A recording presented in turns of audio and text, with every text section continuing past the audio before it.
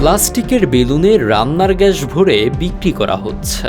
যে কোনো সময় বড় ধরনের বিস্ফোরণ হতে পারে জেনেও চরম সংকটে নিতে হচ্ছে এমন পদক্ষেপ।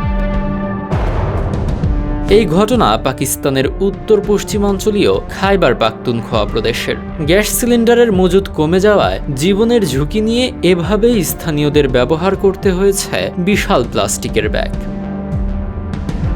পাকিস্তানে গ্যাস পাইপলাইন নেটওয়ার্কের সাথে সংযুক্ত দোকানগুলোতে প্লাস্টিকের ব্যাগে প্রাকৃতিক গ্যাস ভরে বিক্রি করা হয়। গ্যাস যেন লিক না হয় তাই একটি নজল আর ভালভ দিয়ে ব্যাগের মুখ শক্ত করে বেঁধে দেওয়া হয়। প্লাস্টিকের ব্যাগে 3 থেকে 4 কেজি গ্যাস ভরতে সময় লাগে 1 ঘন্টা। রান্নাঘরে একটি ছোট বৈদ্যুতিক সাকশন পাম্পের সাহায্যে গ্যাস ব্যবহার করা হয়। 2023 সালে পাকিস্তানে একটি সিলিন্ডারের দাম হয়েছিল প্রায় 10,000 পাকিস্তানি রুপি বা বাংলাদেশি মুদ্রায় 4,400 টাকা। প্লাস্টিকের ব্যাগে খরচ হতো 500 পাকিস্তানি রুপি, যা বাংলাদেশি মুদ্রায় 220 টাকা। গরিব মানুষের কাছে পেটের দায়ে এর থেকে সস্তা আর কোনো উপায় ছিল না।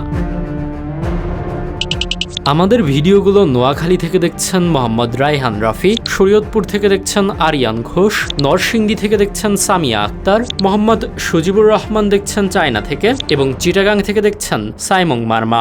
আপনি কোথা থেকে দেখছেন তা জানিয়ে দিন কমেন্ট বক্সে। এই পলিথিনগুলো ছিল এক একটা জ্যান্ত টাইম বোমার মতো। সামান্য লিক বা আগুনের স্ফুলিঙ্গ হলেই ঘটতে পারত দুর্ঘটনা। ব্যাগের গ্যাসে আগুন লেগে অনেক মানুষ পুড়ে আহত হওয়ার নজির রয়েছে পাকিস্তানে। পরিস্থিতি এতটাই বিপজ্জনক হয়ে উঠেছিল যে পুলিশ মাঠে নামতে বাধ্য হয়েছিল। যারা জীবনের ঝুঁকি নিয়ে এই কাজ করত তাদের দোকান বন্ধ এবং গ্রেপ্তারও করা হয়।